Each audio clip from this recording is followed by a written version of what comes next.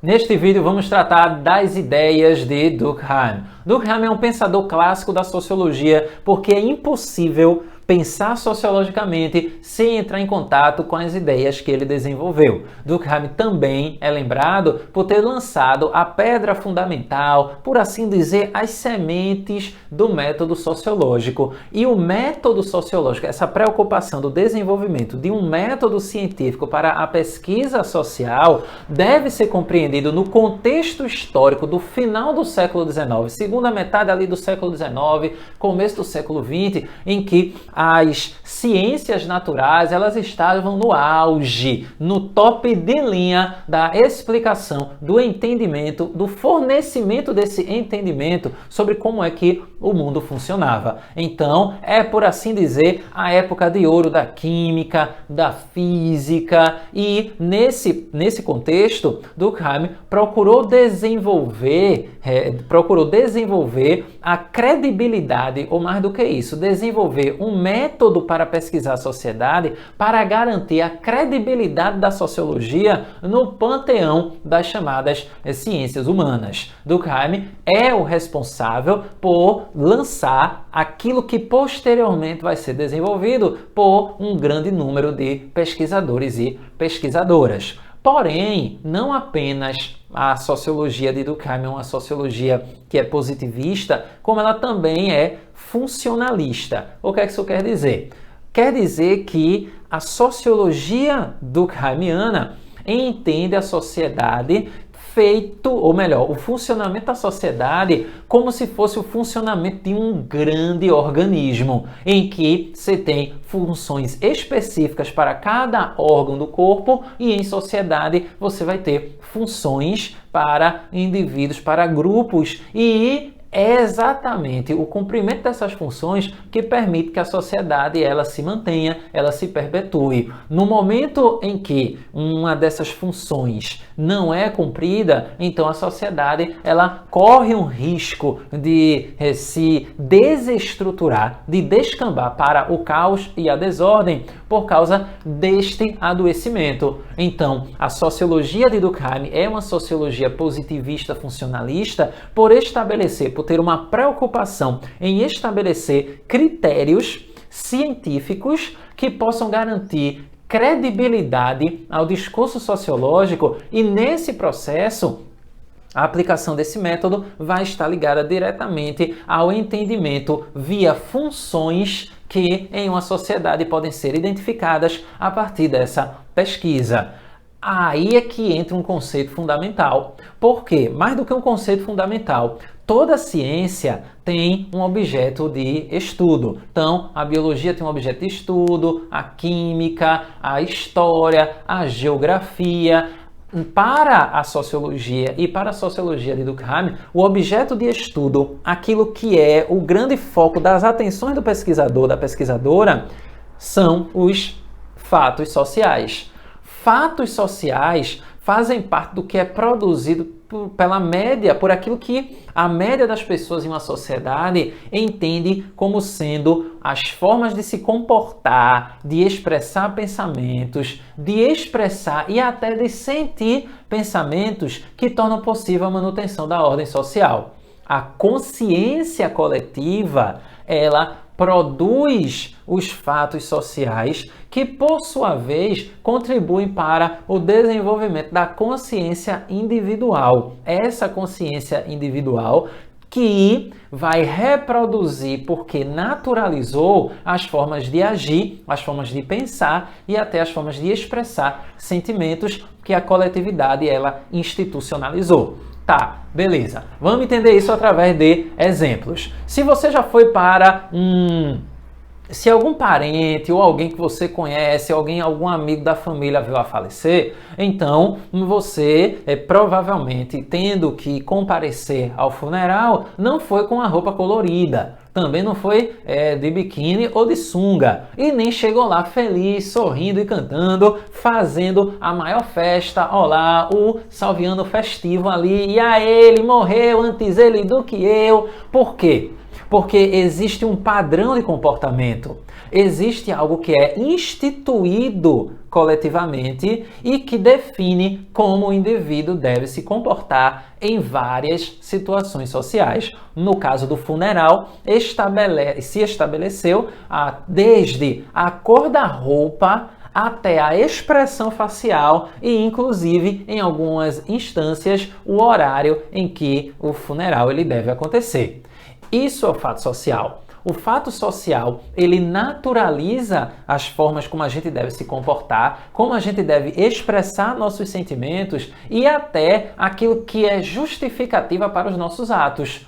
Para o Durkheim, se entendemos as maneiras coletivas de sentir, de pensar e de agir de uma sociedade, a gente consegue compreender como é que essa sociedade ela funciona. Então, observe que, na perspectiva de Durkheim, a coletividade ela atua sobre o indivíduo e esse é um ponto fundamental. Na sociologia de Durkheim, não há espaço para a individualidade no que se refere à definição do que vai fazer, à expressão dos sentimentos e até da maneira de pensar. A partir daí, a gente pode aplicar essa ideia de Durkheim a algumas questões da nossa sociedade contemporânea. Então, se fatos sociais são maneiras coletivas de sentir, de pensar e de agir de indivíduos e grupos em uma sociedade, e isso é reproduzido de maneira a garantir a estabilidade social, racismo, machismo, homofobia, tudo isso pode ser lido, pode ser analisado, pode ser pensado e, inclusive, combatido a partir da perspectiva do fato social, utilizando o conceito de fato social de Durkheim. Por quê? Aí você vai dizer, não, peraí, não entendi não. Tá, vamos lá. Por que racismo é fato social? A sociedade brasileira, ela estabeleceu historicamente uma série de critérios que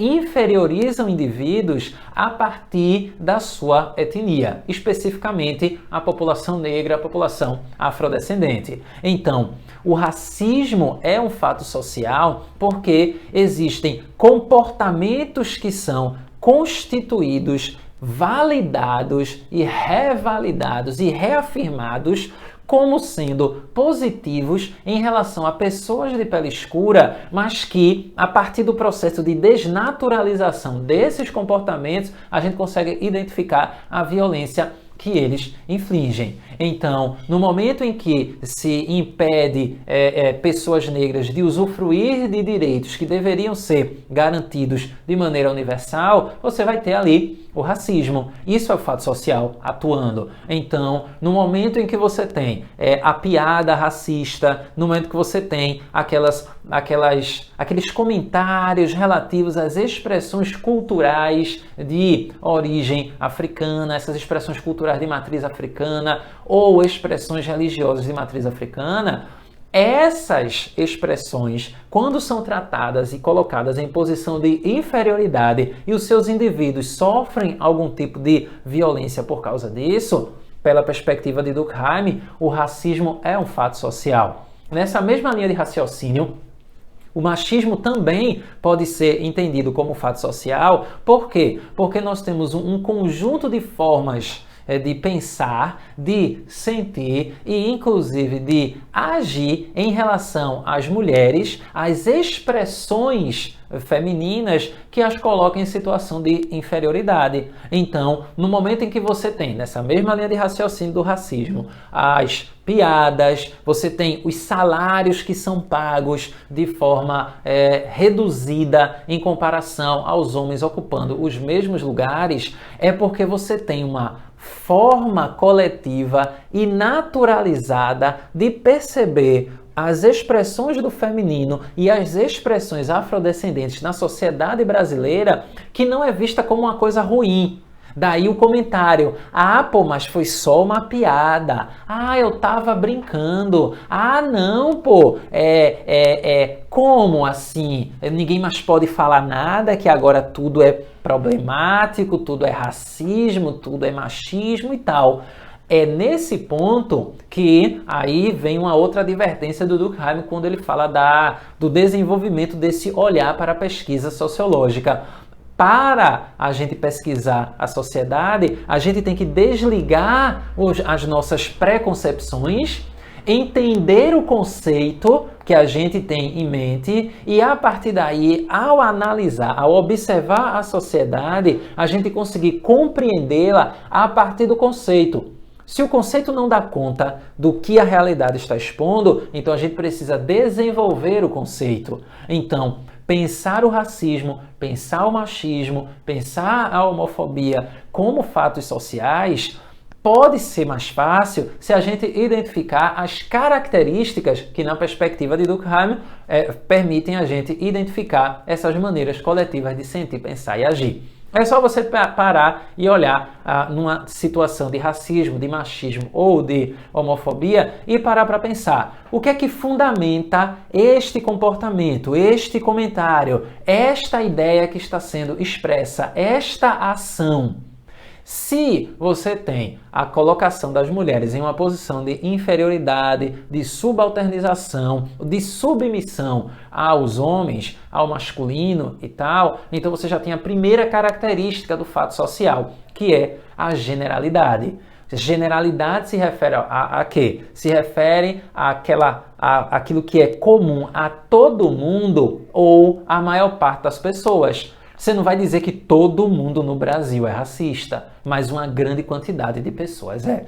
Então, nessa perspectiva, vem a segunda característica do fato social. Se além de ser comum a todo mundo e a maioria, você, ao observar uma determinada situação, você pode identificar como machismo, racismo, homofobia, transfobia ou alguma dessas mazelas sociais, para você saber se aquilo ali é um fato social, você vai e se pergunta, de maneira bem adaptada, se nasce racista, machista, sexista, homofóbico ou transfóbico. Se a resposta for não, então você já tem a segunda característica do fato social, que é a exterioridade. O fato social é exterior a nós. É parte do que é construído historicamente e que diz respeito ao que a média das pessoas em uma sociedade, ela reproduz, ela constrói e ela reproduz e ela garante a estabilidade da forma como se pensa que uma sociedade deve funcionar. Uma terceira característica para você saber se está diante ou não de um fato social é a coercitividade. Isso quer dizer o quê? Quer dizer que fatos sociais, eles nos pressionam, eles nos coagem. Nós somos levados a agir de determinada maneira a partir do medo de uma sanção que, se a gente não agir daquela maneira, vai ser aplicado. Ou se a gente não voltar a agir de uma maneira que a gente parou de agir. Assim, o objeto da sociologia deve ser entendido como os fatos sociais e, sendo essas maneiras coletivas de sentir, pensar e agir o objeto de estudo da sociologia, podemos identificá-las a partir da observação se elas são comuns a todo mundo, ou a maioria, a generalidade, se é algo que é fruto de um aprendizado, é algo que é exterior ao indivíduo, é a exterioridade do fato social, e se existem mecanismos de coerção, mecanismos de sanção que definem, que impõem ao indivíduo que ele venha a se comportar ou a voltar ou a deixar de se comportar de uma determinada maneira. Isso aí é a coercitividade. A coercitividade do fato social, ela pode ser explícita ou implícita. O que é que isso quer dizer? Quer dizer que você vai ter, vamos pensar a partir de exemplos. O idioma de um país é um fato social. O sistema monetário de um país é um fato social. O código de trânsito de um país, ou de um estado, ou de uma cidade, também é um fato social. Isso quer dizer que a gente só vai conseguir, em uma determinada sociedade, entrar em contato, viver nela, se a gente entender o idioma, para a gente poder se comunicar. A gente também só vai conseguir se organizar em termos de locomoção, se a gente tem um carro, moto, bicicleta, ou se a gente é pedestre, mas principalmente se a gente tem algum veículo automotor, valor se a gente seguir as regras de trânsito. No caso das regras de trânsito, da lei de trânsito, nós temos uma coerção que é explícita porque existem leis que definem. A coerção implícita, aquela que não é colocada como tal, ela está muito ligada aos costumes do cotidiano, ou seja, aquilo que está ligado à vergonha, à honra, à desonra e que fazem com que a gente haja, deixe de agir ou volte a agir de uma maneira que a gente parou de agir em um determinado momento a partir do olhar das outras pessoas. É quando você altera a maneira como você se veste, quando você se comporta de maneira a atender aquilo que é estabelecido socialmente, mas que não é colocado para você como uma obrigação, porque você teme o que pode acontecer em termos de resultados se você continuar agindo de uma determinada maneira que vai na contramão do que a consciência coletiva estabeleceu, ou seja, o fato social. Então, a partir daí é importante você ter em mente que Durkheim é um sociólogo da ordem. Isso quer dizer que no conjunto das ideias dele há a preocupação em manter a ordem, em garantir que a sociedade ela funcione, ela se perpetue de maneira estável. Daí ele ter desenvolvido o conceito de anomia para dar conta desse momento em que as instituições sociais elas não estão mais cumprindo o seu papel de regular, de normatizar, de garantir a estabilidade daquilo que acontece. Então, o estado de anomia é o estado em que todas as regras e as normatizações elas não dão conta do desafio que é a vida em sociedade. No entendimento de Durkheim, você vai ter estados de anomia quando instituições como a polícia, quando você tem uma situação em que, por exemplo, as forças policiais, elas sequer estão agindo, ou elas não existem porque a sociedade inteira entrou em colapso. Um exemplo que eu costumo utilizar para ajudar a entender o que seria essa situação de anomia é o mundo do apocalipse zumbi, onde você vai ter, de maneira totalmente destruída, as instituições que, na verdade, em um mundo do apocalipse zumbi, as instituições sociais elas não mais existem. Tudo foi desestruturado, então não faz sentido eu me preocupar, por exemplo, em não invadir uma casa no momento que os zumbis estão chegando, porque eu temo pela invasão de propriedade e da lei que pode me punir. Mas quem é que está ali para fazer a lei funcionar? Você não vai ter mais as instituições funcionando. Então, talvez você olhe e diga assim, então, se eu moro num local em que você tem um alto índice, se você está diante de um local que tem um alto índice de violência, de roubo ou algo dessa maneira, então eu vivo em uma sociedade anômica, um país como o Brasil que tem um alto índice de violência, a gente vive em um país em estado de anomia? Não. O mais adequado é usar a expressão traços de anomia. Por quê? Porque nós temos instituições funcionando. As instituições que garantem, o que deveriam garantir a continuidade da ordem, a estabilidade social, elas existem. Elas podem não agir de maneira igual para todo mundo, em todos os bairros, porque é bem sabido que nós temos situações em que a violência ela é muito maior em determinados locais, determinados grupos sociais do que outros. Então você tem traços de anomia, mas você não tem um estado de anomia no sentido que o Durkheim desenvolveu. E aí, se eu penso no estado de anomia, eu também devo pensar na perspectiva de crime que o Durkheim ele desenvolveu. No entendimento de Durkheim, o crime seria toda ação contrária aos costumes, à moral, à lei e que é punida de maneira legal, ou seja, atrelada a leis, ou ainda que é reprovada pela consciência do indivíduo. No entendimento de Durkheim, o crime ele é impossível de ser extirpado de uma sociedade. Por quê? Porque o crime revela aquilo que deve ser aperfeiçoado em termos morais e como, em termos legais, no âmbito do direito, você vai ter um aperfeiçoamento que permite a normatização da vida social. Então, se você pensar a partir de uma perspectiva de produção textual, você pode desenvolver na sua redação a ideia de quê? A ideia de que mais do que combater o crime, porque o crime ele deve ser reprimido para evitar uma situação de desestruturação social e mesmo da violência que os indivíduos sofrem a partir de um ato criminoso, mas o crime ele revela aquilo que a sociedade deve aperfeiçoar em termos morais, ou seja, na regulação da consciência individual para garantir que o indivíduo ele possa conscientemente fazer o certo e não o errado, mas também como aprimorar as leis para garantir o cumprimento delas. Então, no entendimento de Durkheim, essa ideia de crime, ele é quase impossível de ser combatido. Por quê? Porque ele é meio que um termômetro que revela o que deve ser aperfeiçoado. Então, mais do que querer a extinção do crime, a gente pode utilizar, na perspectiva dele, a gente pode utilizar os crimes como um medidor ou um denunciador, por assim dizer, entre aspas aí para o termo denunciador, um revelador do que deve ser aperfeiçoado em termos legais ou ainda em termos de moralidade. E é aí que, veja, que a gente vai construindo essa relação. Fato social, anomia, crime, até chegar ao que o Durkheim chamou de solidariedade. Vamos pensar solidariedade a partir da ideia do Durkheim. A solidariedade, no entendimento de Durkheim, é a forma como os indivíduos eles se identificam com outros membros dos grupos sociais e como eles se apoiam mutuamente. Ou seja, seriam como os indivíduos eles constroem laços e reproduzem as relações sociais por meio desses laços em uma sociedade. E aí ele classificou as solidariedades em duas, a solidariedade mecânica e a solidariedade orgânica.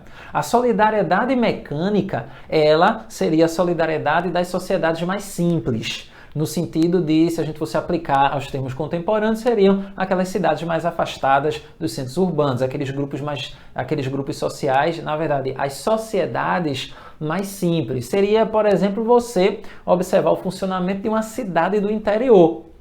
A solidariedade orgânica, o Durkheim classifica essa solidariedade como própria da sociedade construída a partir do estabelecimento do modo de produção capitalista. Se na solidariedade mecânica você tem uma força muito maior da consciência coletiva estabelecendo sentimentos e crenças comuns a todo mundo ali, no caso da solidariedade orgânica você não tem uma consciência coletiva, você tem representações coletivas que estabelecem, ou melhor, que trazem sistemas de funções diferentes e especiais que unirão as relações definidas previamente a partir da divisão do trabalho social. Então, se no caso da solidariedade mecânica você vai ter a força da tradição definindo como o indivíduo ele deve se comportar, como é que ele deve agir, inclusive no desempenho de suas funções, porque o indivíduo ele vai herdar a fazenda da família, ele vai herdar a venda, né, a mercearia que era do pai dele. No caso da solidariedade orgânica, não. Você vai ter a possibilidade de o indivíduo definir o que ele pretende fazer da vida dele no mundo do trabalho a partir da articulação em grupos estabelecidos. Daí você tem uma divisão do trabalho social na sociedade capitalista, enquanto que você vai ter a solidariedade mecânica em sociedades mais simples, trazendo essa coesão social atrelada à consciência coletiva. Em sociedades mais simples, solidariedade mecânica, você vai ter a lei cumprindo um papel, inclusive, muito punitivo. O direito na solidariedade mecânica é um direito repressivo. Quem discorda, ou seja, quem quebra a lei, vai ser impedido de viver com quem concorda com a lei. Então, o indivíduo ele é retirado do convívio social efetivamente, praticamente não tem perdão. Na solidariedade orgânica, você não vai ter um direito repressivo, você vai ter um direito restitutivo, que demonstra a complexidade da organização social capitalista, porque você vai ter a possibilidade de restituir restituir o mal causado, uma vez que o indivíduo ele vai poder cumprir pena, ele vai poder restituir o desequilíbrio, ele vai poder fazer com que a sociedade, ou pelo menos o crime que ele cometeu, ele seja punido, e nesse processo de punição ele restitui o mal que ele causou. Então, nesse processo, o que é que o Durkheim ele expõe? Ele expõe que, de maneira geral, a coletividade, né, a sociedade, ela atua sobre o indivíduo, definindo como ele deve agir, como ele deve pensar e estabelecendo formas de construção de laços. Se nós temos sociedades mais simples, nós temos solidariedade mecânica. Se nós temos sociedades mais complexas, destaque para as sociedades capitalistas, nós temos a solidariedade orgânica, e nesse processo você vai ter, nessa Constituição, você vai ter essas representações coletivas, direito restitutivo, enquanto que na solidariedade orgânica você vai ter um direito repressivo, você vai ter o predomínio das semelhanças, você vai ter, além disso, a consciência coletiva.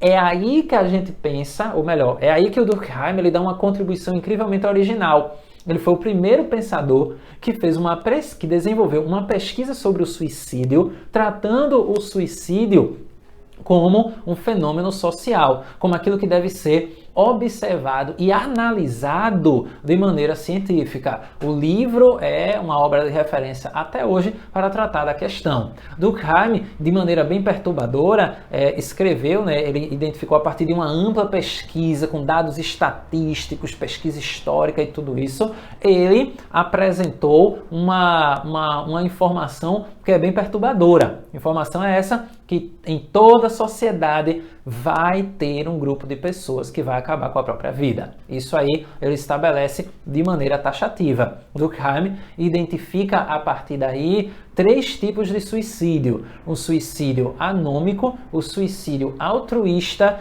e o suicídio egoísta. Eles têm relação direta com a consciência coletiva e as representações coletivas da solidariedade orgânica e mecânica. Então, vamos lá tratar de cada um deles.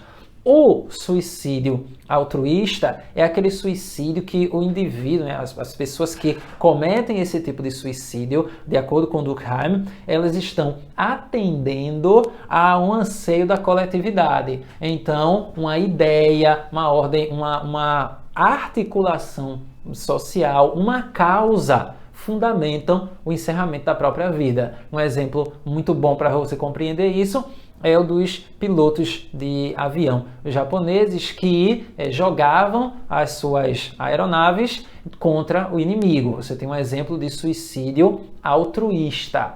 O suicídio anômico, o suicídio anômico é, por sua vez, o suicídio que acontece e em grande quantidade em situações de crise econômica. 1929 é um exemplo. Uma grande quantidade de pessoas acabou com a própria vida a partir do momento em que, com a crise de 29, você teve falência generalizada e desemprego assim à torto e à direito.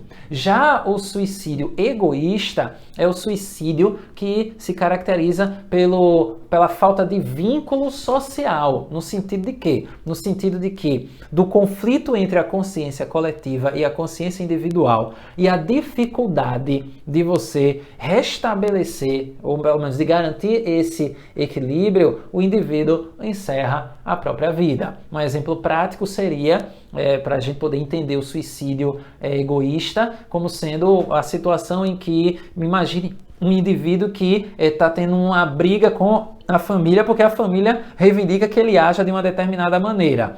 Então, imagine, pense no caso de Romeu e Julieta. E aí, diante daquela situação de conflito entre aquilo que o casal desejava e aquilo que a família reivindicava, o suicídio foi a saída encontrada por eles. Claro que aqui a gente não vai entrar nos detalhes da literatura e tal, nos detalhes da história aí do Romeu e Julieta, né? Mas pensando no ato. Nessa situação, você vai ter como exemplo o suicídio do tipo egoísta. Então, o que é que você observa a partir daí? Que o Durkheim deu uma importante contribuição à reflexão da sociedade e como a sociedade ela influencia a maneira como o indivíduo ele age, a maneira como o indivíduo ele se relaciona. Ele é um pensador que ele, a partir de suas ideias, a gente consegue fazer reflexões para a nossa contemporaneidade. Claro que é importante situá-lo no tempo, é importante você compreender o contexto dele para não achar ou para não tecer críticas que sejam, inclusive, anacrônicas. Inscreva-se no canal se esse é o primeiro vídeo que você está assistindo. Se você tem dúvidas das fichas que são disponibilizadas na descrição desse vídeo aqui, é só você se inscrever no grupo que nós temos no aplicativo Telegram e o link também está nessa descrição. Ative o sininho, deixe o seu comentário e o mais importante, experimente pensar.